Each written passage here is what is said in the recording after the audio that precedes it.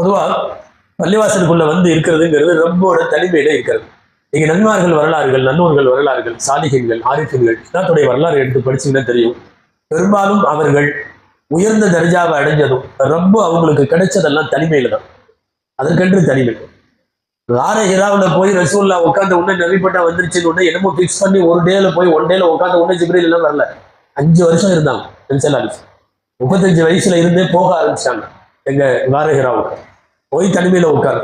அந்த சின்ன குகைக்குள்ள இப்போ போனீங்கன்னா தெரியும் அது எப்படி இருந்தாங்கன்னே தெரியல. குனிஞ்சா நிமிர முடியல, நிமிர்ந்தா இது பண்ண முடியல, அப்படியே உட்காந்துருந்தாங்க. ஆண்டு கணக்கிலே தொடர்ந்த தனிமை வணக்கம் ஒரு கட்டத்தில் 40 வயதுல நிறைவுக்கு வந்த போதுதான் ஜிப்ரீல் வருகிறார்.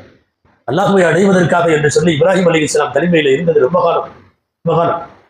நபிமார்கள் எல்லாம் தனிமையிலே ரப்பை அடைந்தார்கள். குறிப்பாக அல்லாஹ்வை அடைவதற்கான தனிமை நிறைய பேரை அவுலியாவாக்கியிருக்கார்.